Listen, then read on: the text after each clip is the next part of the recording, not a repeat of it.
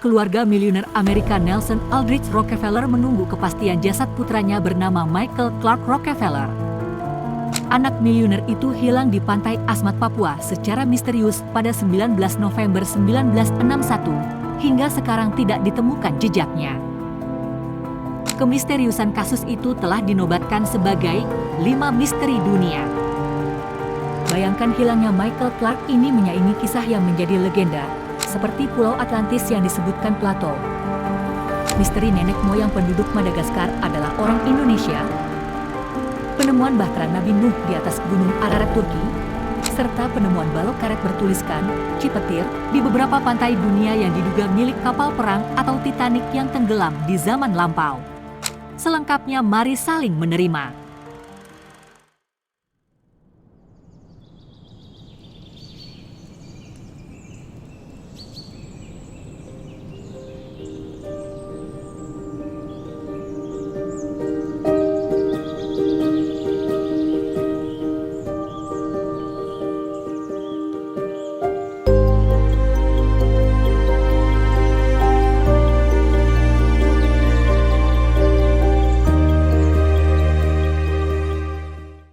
Pertanyaan yang terus berkelindan sampai saat ini, apakah alumni Harvard University, Michael Clark Rockefeller itu masih hidup atau memang sudah tewas?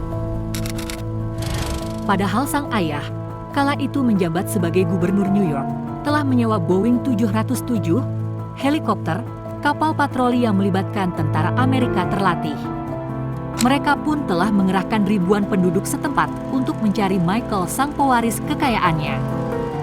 Selama 10 hari pencarian yang melelahkan, akhirnya perburuan dihentikan. Hasilnya nihil. Mendengar hilangnya anak bungsu kesayangan pewaris perusahaan minyak ExxonMobil dan Chevron ini sontak menjadi headline media massa dan menggemparkan dunia.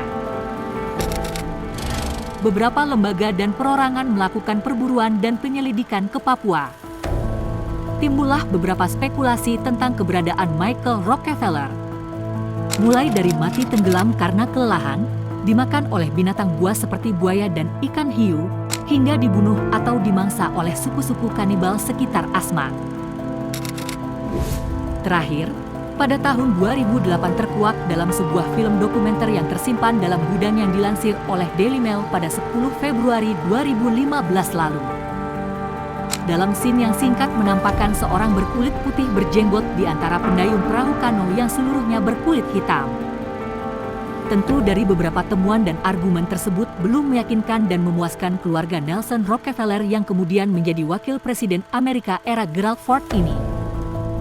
Karena dari berbagai temuan dibantah oleh beberapa pihak karena belum menemukan bukti secara ilmiah dan saksi mata yang valid. Misteri di Oceanet. Michael Rockefeller kembali ke Asmat, Papua untuk kedua kalinya pada akhir September 1961 untuk misi khusus membuat dokumentasi dan koleksi Museum Primitive Art New York. Pada pertengahan November tahun yang sama ia mengarah ke laut, melintasi muara Sungai Betai, tidak jauh dari kampung Oceanet yang terkenal ganas.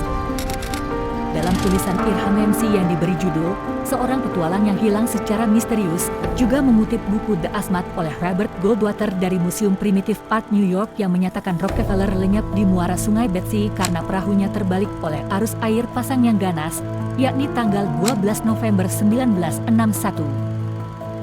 Namun dari keterangan yang diperoleh dari orang-orang yang sudah lama tinggal di Asmat sangat meragukan dan membantah informasi tersebut. Masyarakat di sana menyebutkan bahwa ia telah ditangkap dan dibunuh di Oceanet. Sumber yang lain secara rinci menceritakan bahwa anak kelima gubernur New York itu ketika mengarungi sungai menuju laut untuk menjelajahi kampung-kampung pantai, di laut dekat Oceanet, mesin motornya mati, rusak tidak mau hidup lagi. Ketika itu dia membawa 2 orang pemandu warga setempat, nama keduanya belum terungkap. Salah satu disuruh berenang ke darat untuk mencari bantuan, namun tidak kembali-kembali.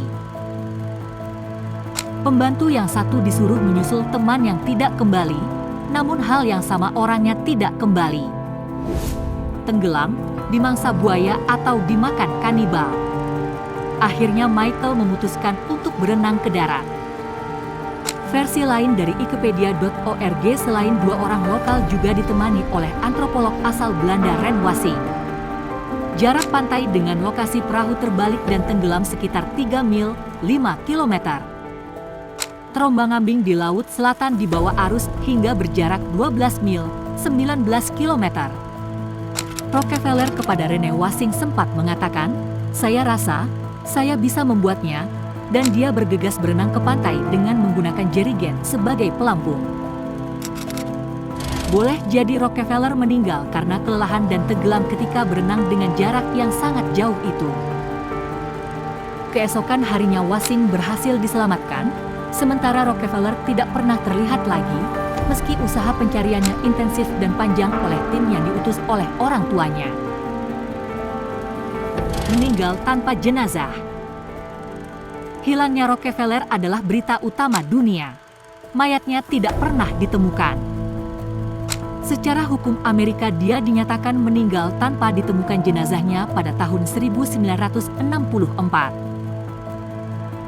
Ada spekulasi yang menyebutkan bahwa anak wakil presiden Amerika itu tewas di mangsa buaya atau ikan hiu di pantai selatan Papua. Kalau demikian kejadiannya, kenapa Rene Wassing selamat hingga ke darat? Sejauh mana pendalaman peristiwa dari sahabat Belanda tersebut? Dan bagaimana keberadaan 2 orang pemandu warga Asmat itu? Belum ada tulisan yang mengungkap. Selanjutnya, sampai di darat ia disambut oleh serombongan penduduk pribumi yang memiliki kebiasaan kanibal kepada setiap musuh-musuhnya. Memang, 6 bulan sebelumnya seorang polisi Belanda pernah mengeksekusi hukuman mati penduduk lokal di wilayah tersebut. Ketika Michael Rockefeller muncul dari dalam laut menggunakan kemeja biru dan celana pendek warna putih, langsung ditangkap dan dibunuh sebagai objek balas dendam kepada polisi Belanda tadi. Tentang Michael Rockefeller yang masih berusia 23 tahun itu ditangkap dan dibunuh oleh suku-suku kanibal Asmat dapat dibantah dengan argumen real peristiwa tahun 1960-an, bahwa tidak pernah terjadi warga kulit putih atau orang barat yang datang ke Papua diperlakukan dengan tindakan kekerasan apalagi dibunuh. Semenjak kedatangan 2 misionaris Jerman Otto Geisler 5 Februari 1855, antropolog, peneliti biologi, pendeta, pastor, guru, dan orang berkulit putih lainnya berkeliaran di Papua tanpa ada gangguan, dan budaya pengayau, kanibal, dan perang antar suku sudah berkurang. Justru orang berkulit putih dianggap dewa penyelamat yang datang membawa kesejahteraan dan kebahagiaan bagi orang Papua, yang disebut cargo cult yang sangat diyakininya. Muncul sosok kulit putih dan berjenggot. Benarkah demikian? Pejabat Belanda di Papua menduga bahwa Michael Rockefeller telah tenggelam. Rumor tersebut bertahan hingga tahun 1968, pembuat Milt Machlin, editor majalah New York, terbang ke Papua untuk melakukan investigasi berbulan-bulan. Dia bertemu dengan seorang pensiun tentara Belanda yang terakhir menjadi misionaris di Papua bernama Cornelius van Kessel yang sudah tinggal bersama dengan suku Asmat ketika peristiwa itu terjadi. Pendeta itu bercerita bahwa seminggu setelah pencarian Michael Rockefeller dinyatakan berhenti, ada desas-desus orang Amerika itu telah ditangkap dan dibunuh.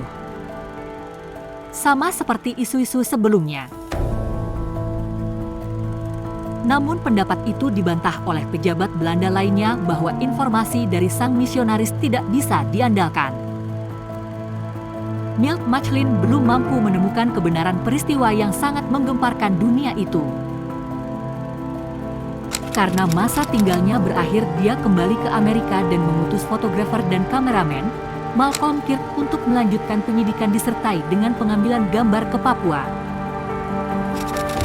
Dari hasil syuting film Kirk lah terungkap sosok kulit putih berjenggot sedang naik kano atau perahu khas Asmat bersama beberapa orang Asmat. Ternyata rekaman dalam bentuk film telah disimpan oleh Milt Machlin selama 40 tahun kemudian ditemukan dipublikasikan oleh Fraser Heston, putra aktor Charlton Heston. Film dokumenter itu diberi judul The Search for Michael Rockefeller, diteliti berdasarkan buku Milt Machlin tentang hilangnya Rockefeller di Papua. Benarkah orang putih berjenggot dalam rekaman itu Michael Rockefeller? Ada yang membenarkan karena jarang orang Papua berkulit putih dan berjenggot panjang seperti nampak dalam film sekilas tersebut.